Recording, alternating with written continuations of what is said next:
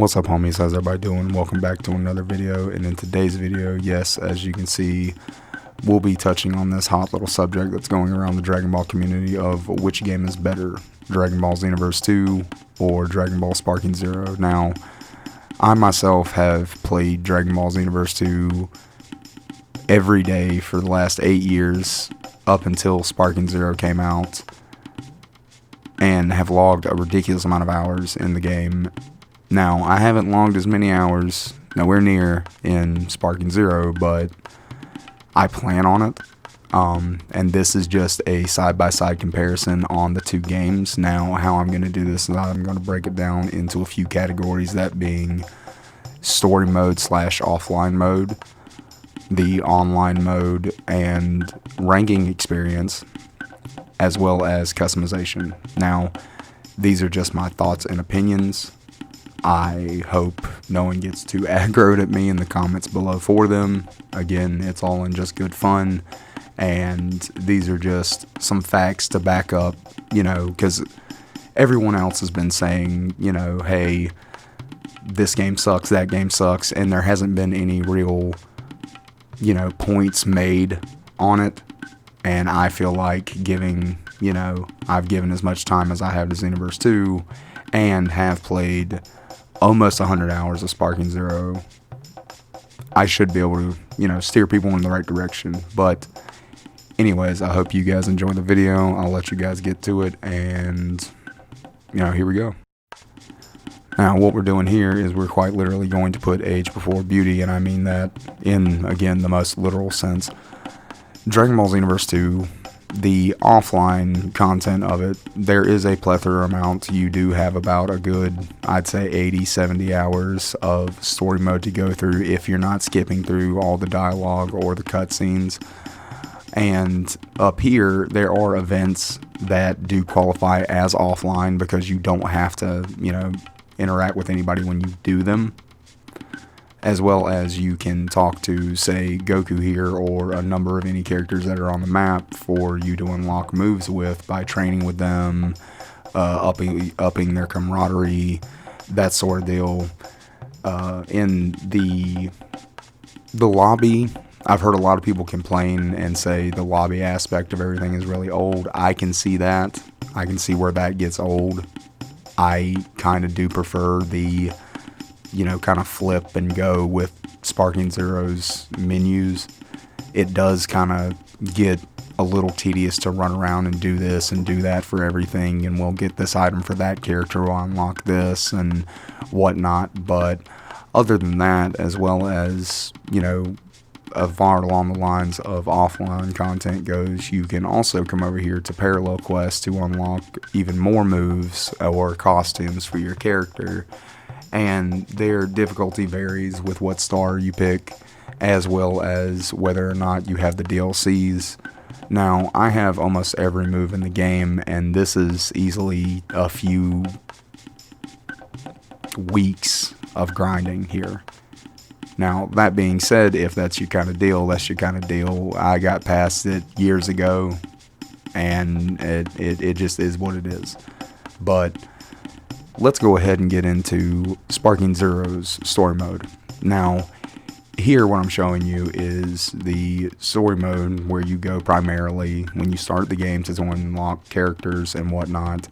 And you get a few options varied on what character you want to pick and what, choices you make in those, scenarios. Now, you do have options, but again, this here is kind of limited, and it does feel a little, not too fleshed out. Along the lines of the cutscenes and whatnot, it does feel a little quick, but that was never the primary goal of this game. Now, what I'm showing you on screen now is the other good aspect to Sparking Zero, is that you have theoretically an infinite amount of offline content here, with people creating custom battles, custom scenarios. You can go do what you want, make your own scenarios. Now, this still is, it's limited. It's limited, it's not quite what we thought it was, but the game is still very new, and I believe this will keep this game alive for many, many, many years to come, especially if they start adding to it. Now, that being said, that's if they keep adding to it. They can choose to, they can choose not to, but I myself want to start recording on these kinds of videos, but it's hard to do with the copyrighted music and also doing all this from a PlayStation, but it is what it is. I'll try and get that together for a video for you guys here soon. But again, this is virtually a limitless well of content for you with Sparking Zero. Granted, the cutscenes aren't great, but it's still there. Now what we're about to go into is the customization of both games. What I'm showing you on screen now is the CAC custom character that you can customize in the game.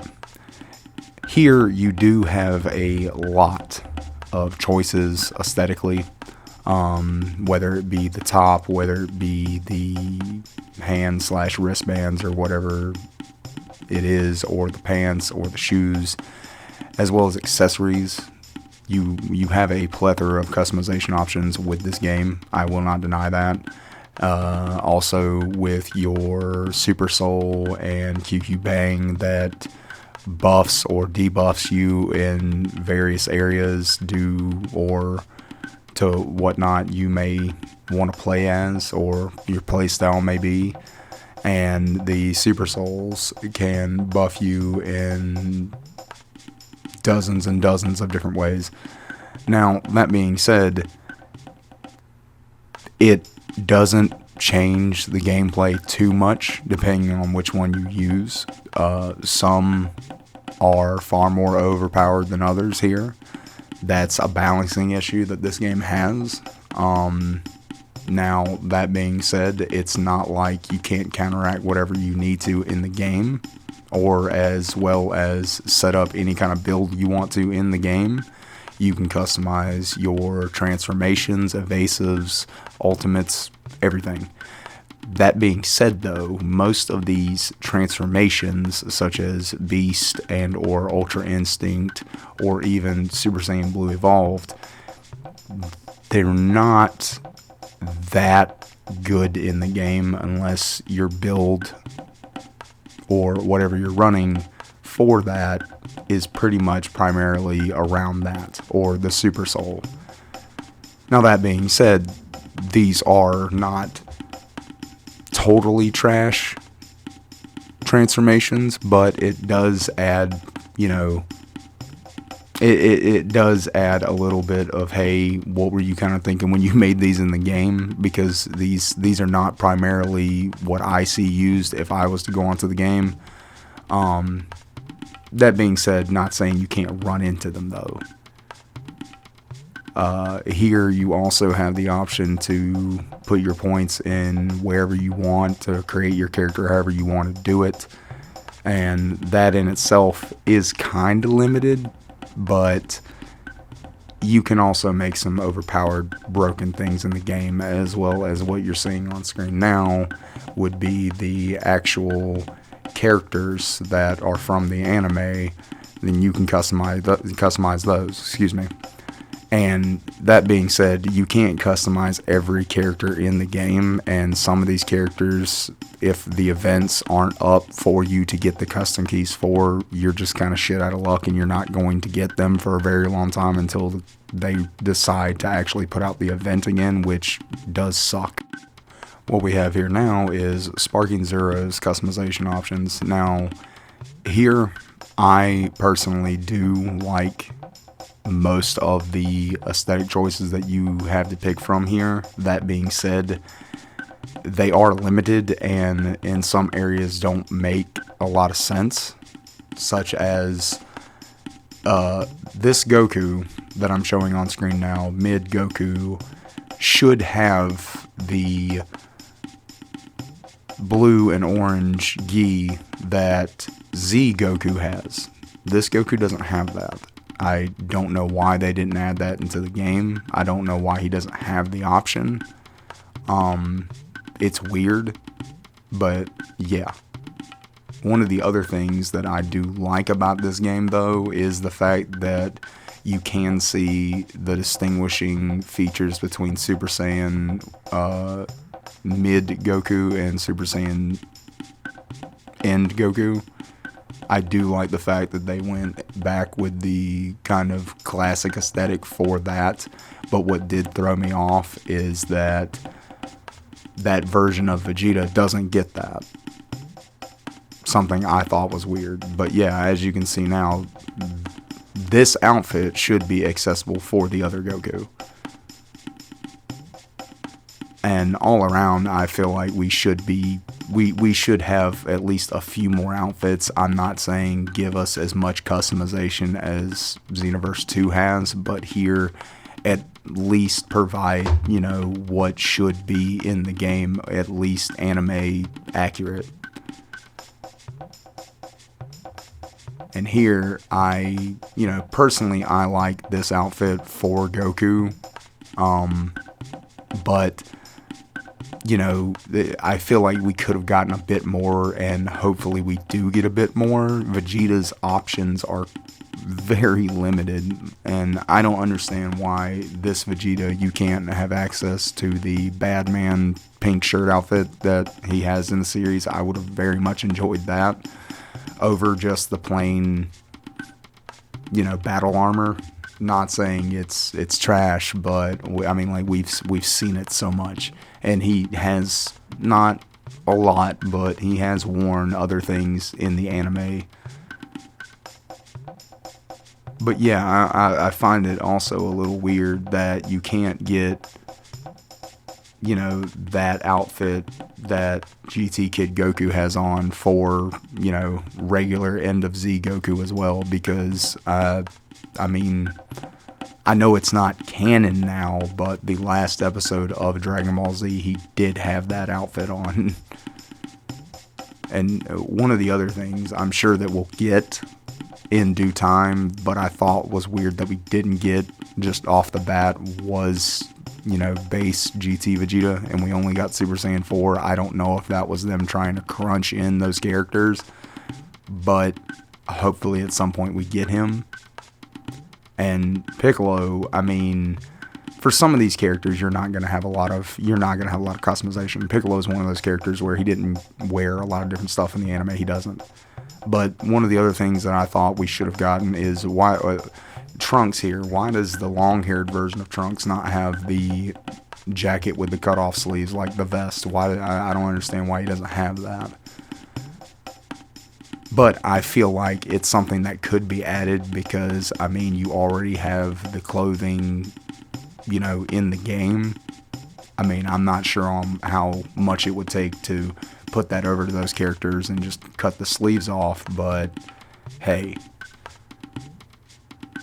And I do understand with some of these characters, like when you go lower in the roster, you're not going to have a lot of customization options because they're trying to stay at least somewhat, to the anime's, aesthetic.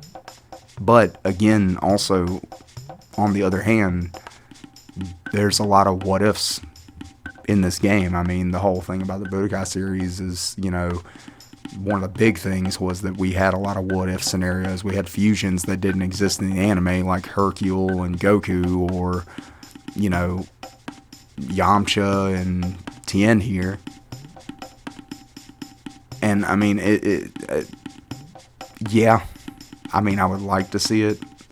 Like, maybe add, stuff from the Xeno timeline in superheroes. Probably won't get that, but hey, it's an option. It would give us more, customization and aesthetics to choose from. One of the other things I thought was kind of weird is we didn't get anything along the lines of Super Saiyan Bardock, and I feel like at this point, yes, we didn't have him in the old Budokai game, Super Saiyan Bardock, but kind of wish we would have got him here, at least maybe in a cutscene, maybe a temporary buff. That would have been kind of nice. One of the other small details in the game that I feel like needs to be touched on is the fact that some characters' voices don't change depending on what transformation they're in, such as Android 13, if he goes from, his trucker hat form to his big buff redhead form, his voice doesn't change, but in the movie it very much does.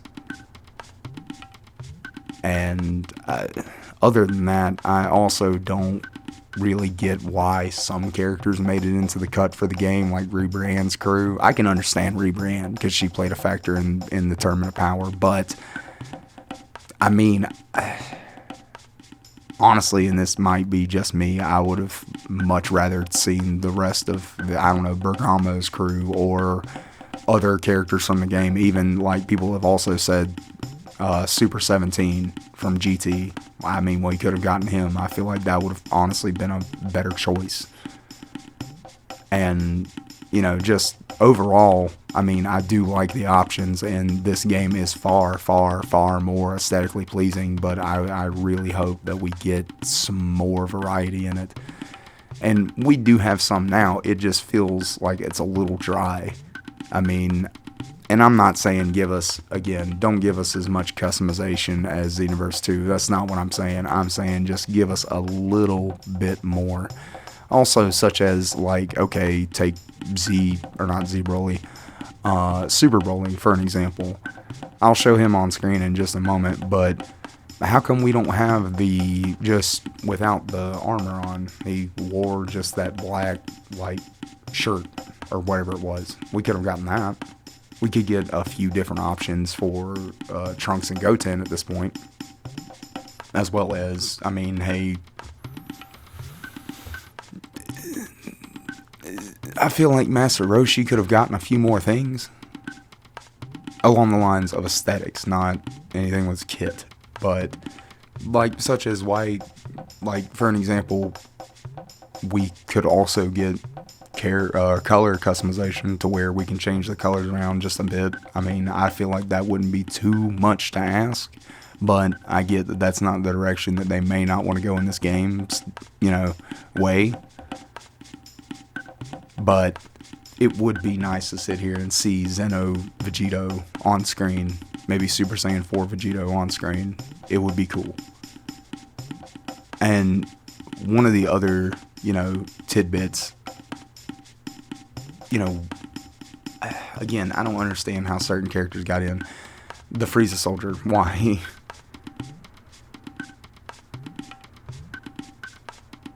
But, I mean, yeah, no, I think we could get more along the lines of outfits and whatnot, and just hopefully that comes through soon with another patch or update. I know DLCs will bring some good stuff, and I'm not saying we're not eating good already, because I feel like we are as a Dragon Ball, you know, community with anime arena fighter games, seeing as, you know, we've been dealing with Xenoverse 2 for the past while, and if you didn't like traditional fighting games with fighters, then, I mean, that was kind of what you were left with. But yeah, no, I feel like we have something that can be built on and last for many, many, many more years, even more than Xenoverse 2 here. And it's just little quality of life things, little teeny tidbit things here and there. But it is the trick of getting the company to give them to us. It honestly, sometimes it's a struggle, sometimes it's not, sometimes they fix things that they don't need to, but yeah. Now, on to the next little tidbit of our video, which will be online/ranked. Now, I don't feel like I need to really touch on this too hard, but the online experience for Xenoverse 2 is trash. It's bad.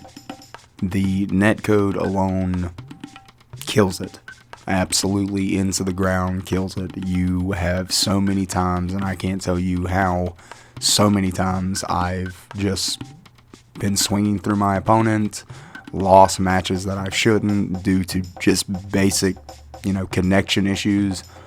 Ranked is a joke at this point with this game. There is literally no point to it other than just bragging rights and getting a stamp or a sticker or badge or whatever they call it.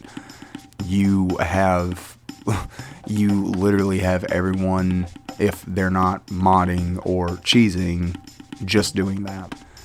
9 times out of 10, you can either go and set up what most people I feel should do with this game is just go set up private lobbies, wait for people to come in, see what happens. You also have a King of the Hill like scenario where it is what it is. It's self-explanatory. You have whoever wins stays, whoever loses goes.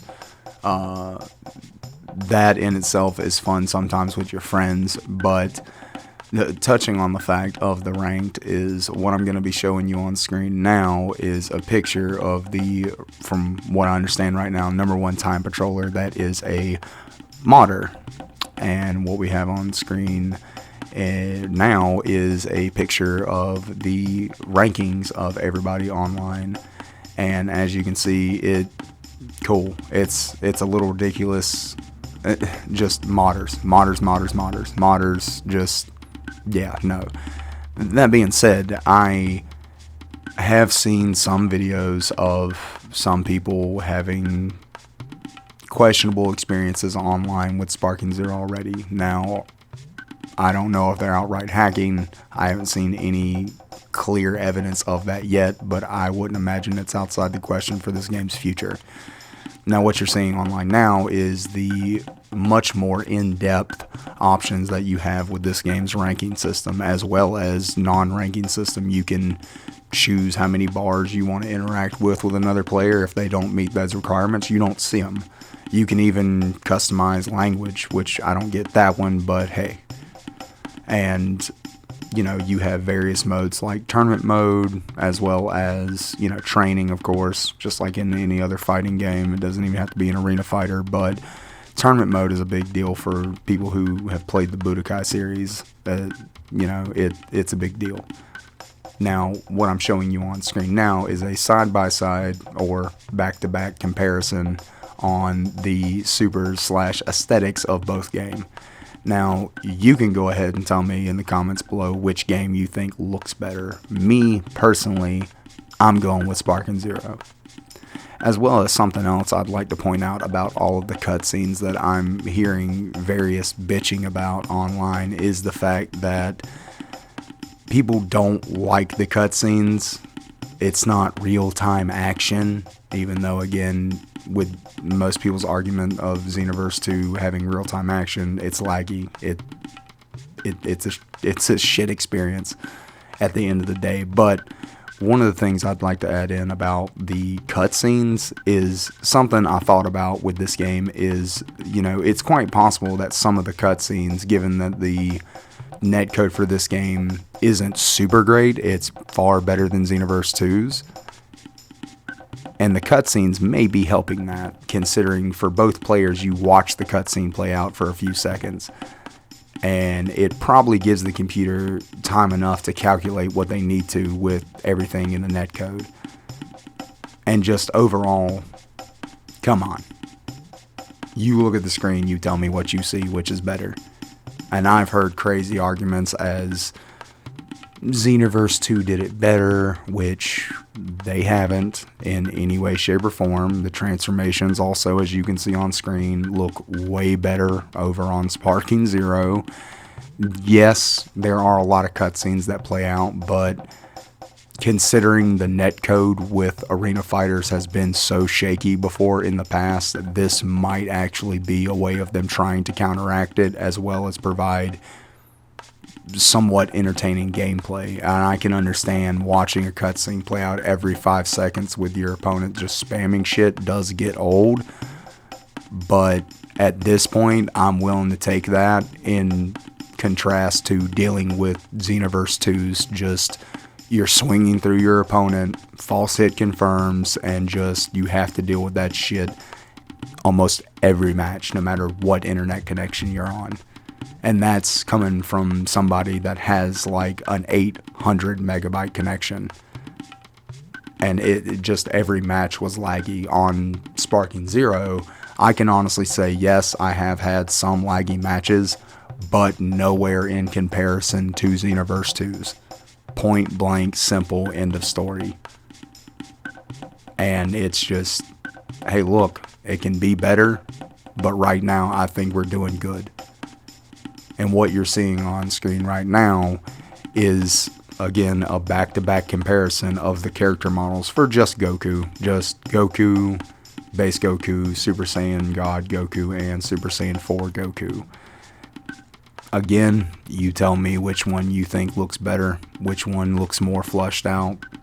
Granted, with Xenoverse 2, you have darker looking aesthetics in contrast to Sparking Zero's more light aesthetics.